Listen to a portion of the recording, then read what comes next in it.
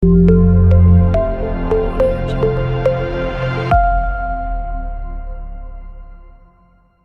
my topic, Haldi Grinders, Fine Arts Class 12th.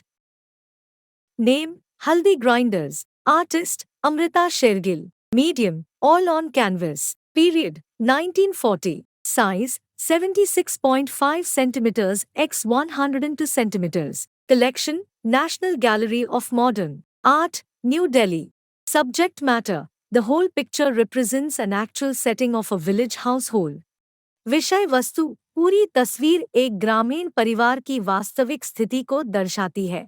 The women are sitting and grinding haldi in a traditional way. महिलाएं पारंपरिक तरीके से बैठकर हल्दी piece रही हैं. Description: Amrita Shergill had great empathy and fascination for rural poor and authentic India. विवरण: अमृता शेरगिल में ग्रामीण गरीबों और प्रामाणिक भारत के लिए बड़ी सहानुभूति और आकर्षण था. She carried within her a deep sense of melancholy that found expression in the serious faces and still poses of her subjects. वह अपने भीतर उदासी की एक गहरी भावना लिए हुए थी जो गंभीर चेहरों में अभिव्यक्ति पाती थी और अभी भी उसके विषयों की मुद्राएं होती थी. This painting is a very honest portrayal of a domestic Indian household. यह पेंटिंग एक घरेलू भारतीय परिवार का एक बहुत ही ईमानदार चित्रण है. It shows women doing a very routine chore of grinding turmeric, a common spice used in every Indian cuisine. यह महिलाओं को हल्दी पीसने का एक बहुत ही नियमित काम करते हुए दिखाता है, जो हर भारतीय व्यंजन में इस्तेमाल होने वाला एक आम मसाला है. Here we see the view through to tree trunks that frame the main figures to bring them into focus. यहाँ हम दो पेड़ के तने के माध्यम से दृश्य देखते हैं, जो मुख्य आकृतियों को फोकस में लाने के लिए फ्रेम करते हैं. The two women sitting sideways in profile are grinding on a stone grinder that is operated manually in a traditional style. बगल में प्रोफाइल में बैठी दो महिलाएं एक पत्थर की चक्की पर पीस रही हैं, जो पारंपरिक शैली में मैनुअल रूप से संचालित होती है. Their heads are covered and faces are dark with no emphasis on facial features. उनके सिर ढके हुए हैं और चेहरे काले हैं और चेहरे की विशेषताओं पर कोई जोर नहीं है. There is a young girl sitting next to them with turmeric seeds helping them out. उनके बगल में एक युवा लड़की बैठी है जो हल्दी के बीज लेकर उनकी मदद कर रही है. One more head is visible at the far end of the composition, which is again veiled and obscure, unclear.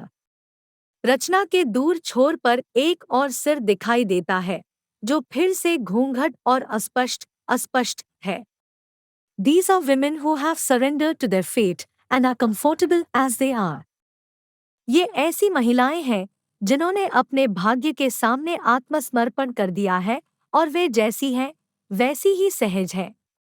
Even the small girl is happy doing what women around her do without any different expectations from her future. यहाँ तक कि छोटी लड़की भी अपने भविष्य से कोई अलग उम्मीद किए बिना अपने आसपास की महिलाओं को खुश कर रही है. The female forms are simplified and abstract in a very modern style that she brought with herself through foreign upbringing and training. महिला रूपों को बहुत ही आधुनिक शैली में सरलीकृत और सारगर्भित किया गया है, जिसे वह विदेशी परवरिश और प्रशिक्षण के माध्यम से अपने साथ लाई है. The trees, especially the details of leaves, carry the influence of Rajput and Pahari miniature paintings that she encountered after coming to India. पेड़, विशेष रूप से पत्तियों के विवरण राजपूत और पहाड़ी लघु चित्रों के प्रभाव को ले जाते हैं, जो भारत आने के बाद उनके सामने आए. Hence, this painting is an extraordinary mix of East and West. इसलिए यह पेंटिंग पूर्व और पश्चिम का एक असाधारण मिश्रण है. Her colors are flat and earthy with intense reds, ochres, browns, yellows and greens, and her figures expressed a new visual reality. उसके रंग तीव्र लाल, गेरुए, भूरे, पीले और हरे रंग के साथ सपाट और मिट्टी के हैं, और उसके आंकड़े एक नई दृश्य वास्तविकता व्यक्त करते हैं.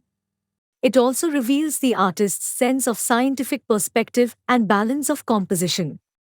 यह कलाकार के वैज्ञानिक दृष्टिकोण और रचना के संतुलन की भावना को भी प्रकट करता है। Amrita Shergill. Amrita Shergill, 1913 to 1941, was born in Budapest, the beautiful capital of Hungary. Amrita Shergill. Amrita Shergill 1913 से 1941 का जन्म हंगरी की खूबसूरत राजधानी बुडापेस्ट में हुआ था। She spent her early childhood in the village of Dunărescu in Hungary and the formative years of her life in Europe. उसने अपना प्रारंभिक बचपन हंगरी के दुनाहर्स्ती गांव में और अपने जीवन के प्रारंभिक वर्षों में यूरोप में बिताया। In 1929, she joined the École des Beaux-Arts, Paris, and for the next 5 years was engaged in learning oil painting.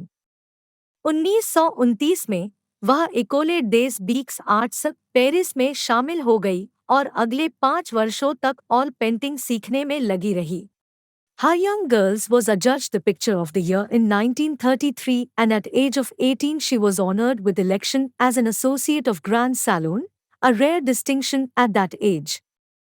उनकी युवा लड़कियों को 1933 में वर्ष की तस्वीर घोषित किया गया था और 18 वर्ष की आयु में उन्हें ग्रैंड सैलून के सहयोगी के रूप में चुनाव से सम्मानित किया गया था, जो उस उम्र में एक दुर्लभ अंतर था।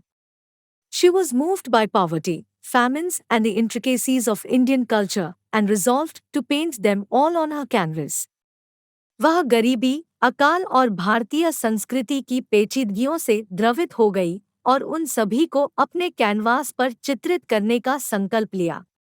She made a conscious attempt to return to classical Indian art after visiting the Ajanta caves.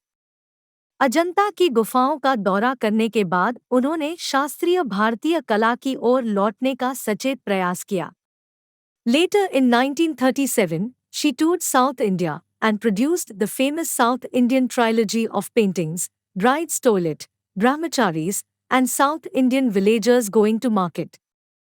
बाद में 1937 में उन्होंने दक्षिण भारत का दौरा किया और चित्रों की प्रसिद्ध दक्षिण भारतीय त्रयी का निर्माण किया, दुल्हन का शौचालय, ब्रह्मचारी और दक्षिण भारतीय ग्रामीण बाजार जा रहे हैं। Most of her paintings depict thin, bony starving men and women. उनके अधिकांश चित्र दुबलेपतले, अस्थिपंजर पुरुषों और महिलाओं को चित्रित करते हैं। The confined lives of Indian women and their sorrow are clearly seen in her paintings.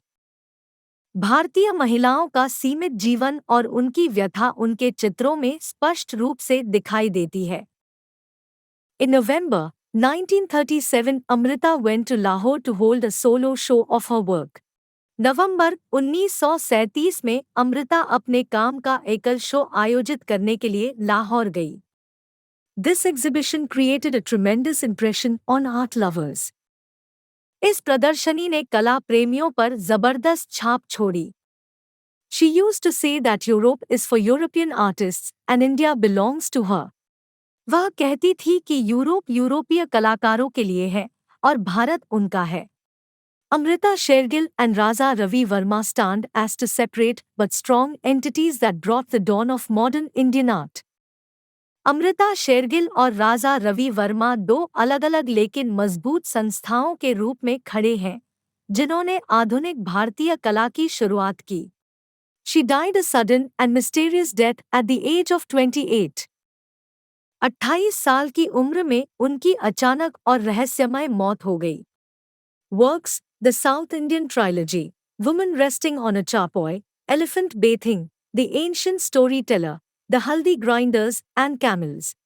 दक्षिण भारतीय त्रयी, चारपाई पर आराम करती महिला, हाथी स्नान, प्राचीन कथाकार, द हल्दी ग्राइंडर और ऊंट।